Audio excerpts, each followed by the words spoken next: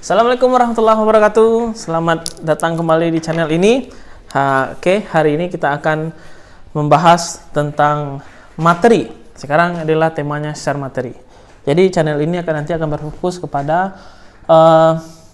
seluruh problema dari mahasiswa, baik itu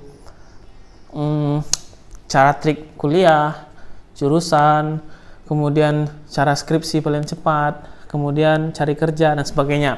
Jadi kalau ini rasanya bermanfaat, silakan subscribe karena akan banyak sekali ilmu yang akan kita berikan atau share kepada teman-teman semua. Nah, hari ini adalah kita share materi untuk pendidikan karakter. Langsung saja. Baik, pendidikan karakter. Kenapa sih harus ada pendidikan karakter?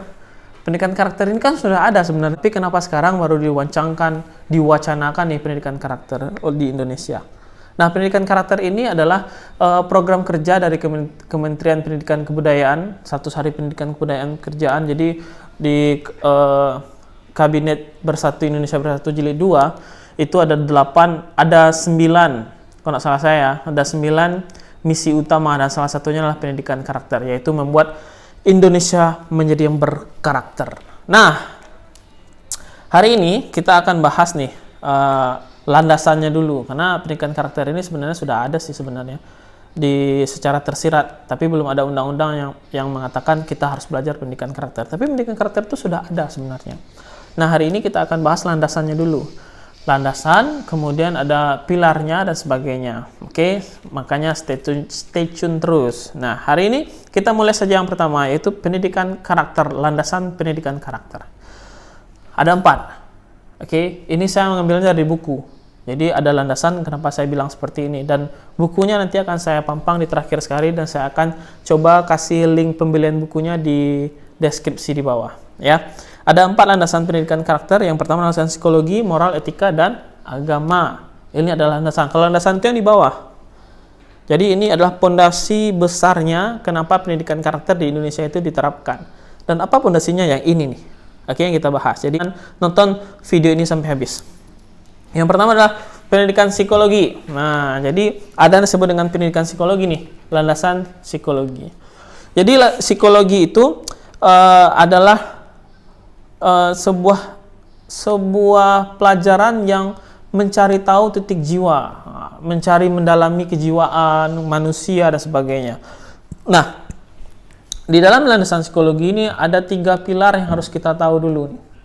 Karena di psikologi itu ada yang disebut dengan cipta, rasa, dan karsa. 3 coy.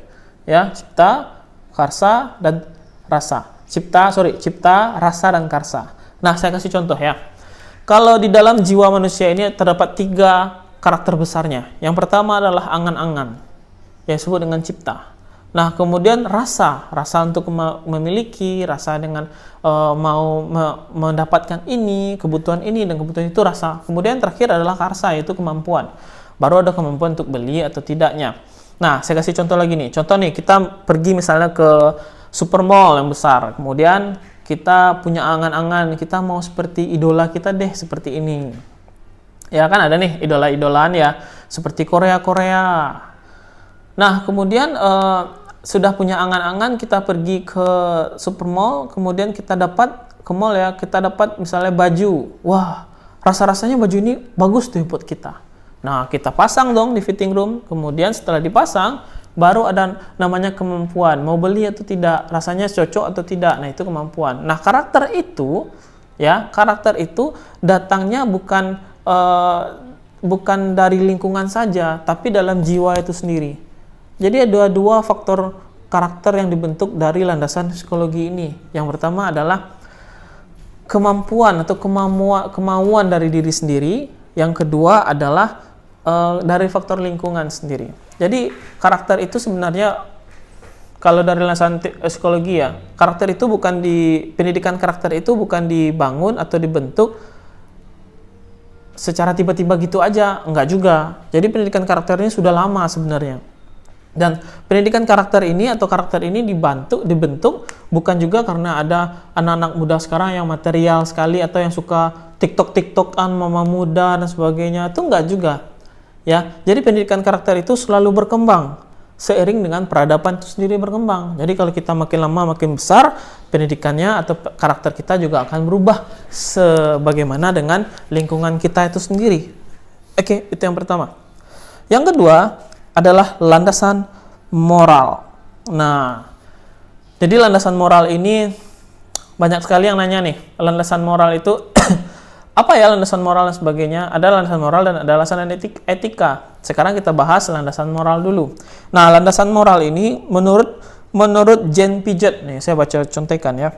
Jane Piaget ini adalah pakar psikologi terkenal. Dia juga dikenal sebagai bapak konstruktivisme atau bapak moral perkembangan intelektual anak. Dia pernah bikin buku, nama bukunya The Moral Judges of the Child, yaitu tahun 1965. Ini buku-buku langka sekali. Nah, dalam buku ini, Bapak si Om Piaget ini membagi moral itu menjadi 4 bagian. Oke, tolong diingat nih, 4 bagian. Yang pertama adalah bagian yang pertama itu disebut dengan bagian individual. Oke, namanya adalah bagian individual, yaitu umurnya 0 sampai 2 tahun. Nah, kita pernah lihat nggak orang-orang anak bayi nih main-main, kita kasih bola-bola. Saya kasih contoh ya, biar cepat nangkap nih. Saya kasih bola-bola, ya. Kemudian saya suruh bolanya dikumpulin sewarna ya, merah sama merah, biru sama biru. Tapi anak 2 tahun nggak bakalan peduli tuh. Dia akan ambil sesuka-suka dia masukin, dia ini, dia itu. Itulah disebut dengan moral yang masih 2 tahun atau moral yang individual sekali, yang itu 0 sampai 2 tahun. Oke. Yang kedua adalah umurnya 2 sampai 7 tahun. Yang disebut dengan egosentrik. Nah, di sini umurnya 2 sampai 7 tahun. Jadi kalau kita lihat anak-anak yang umur 2 sampai 7 tahun, dia sudah mulai memikirkan pembahasan dalam otaknya sendiri. Kalau pernah nggak lihat anak-anak yang perempuan main sama boneka terus ngomong sendiri? Nah, itu egosentrik namanya.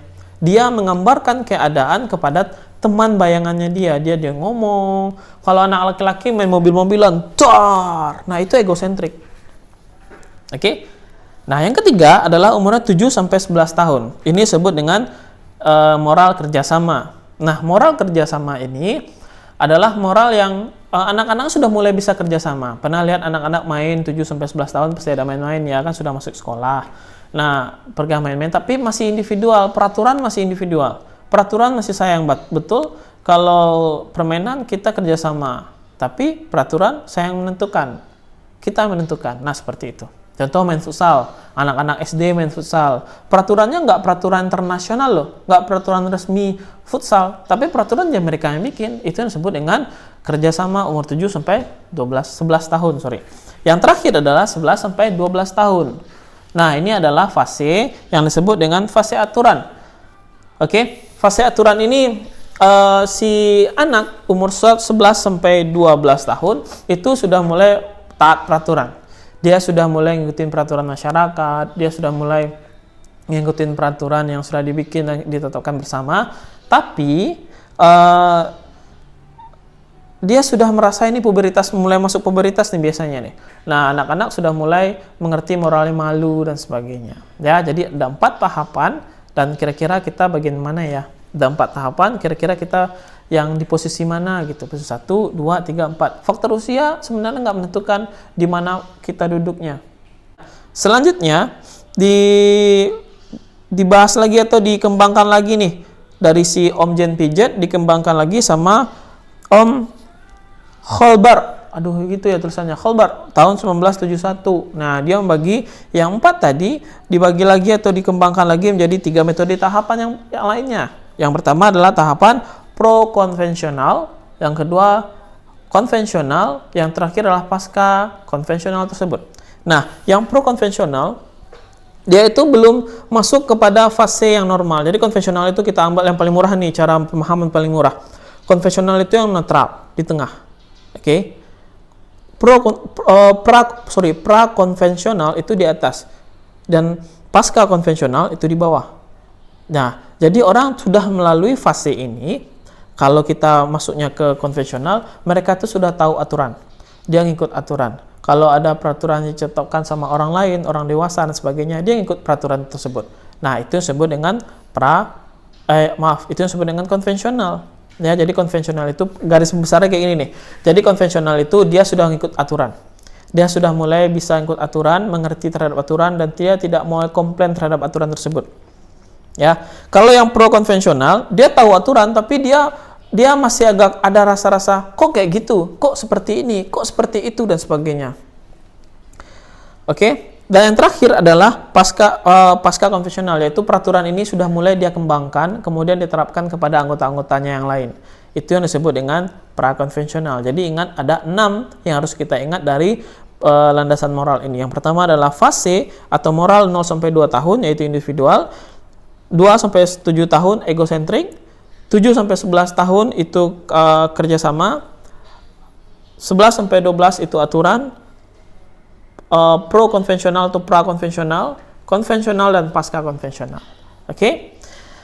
Sekarang kita masuk lagi ke fase etika. Nah, pertanyaannya, sebentar.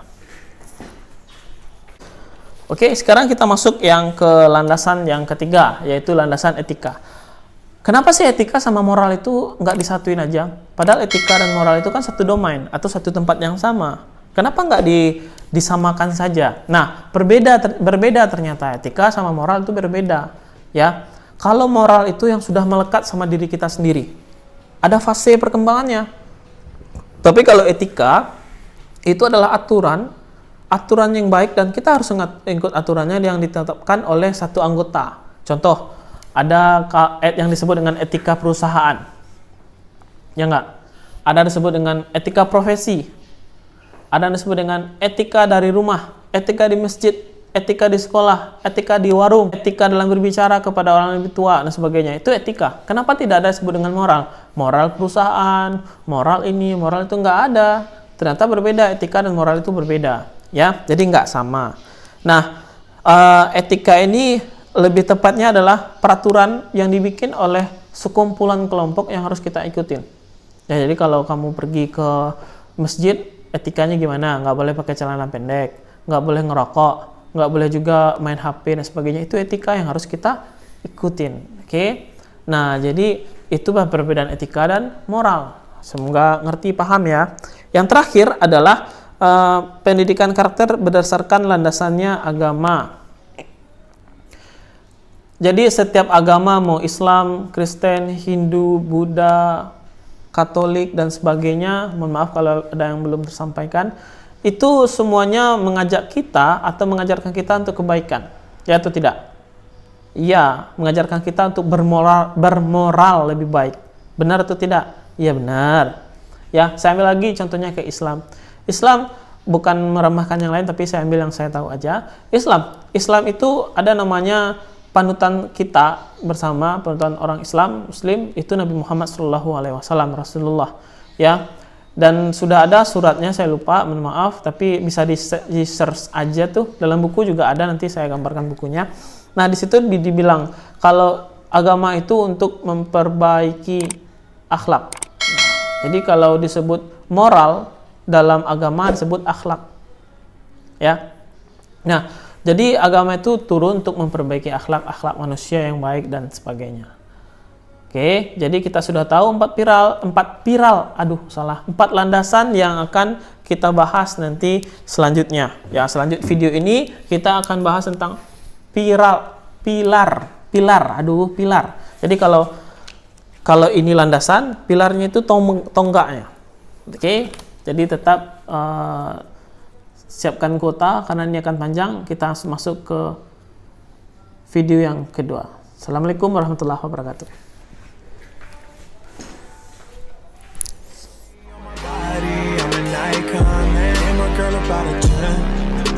Fuck her in the Benz.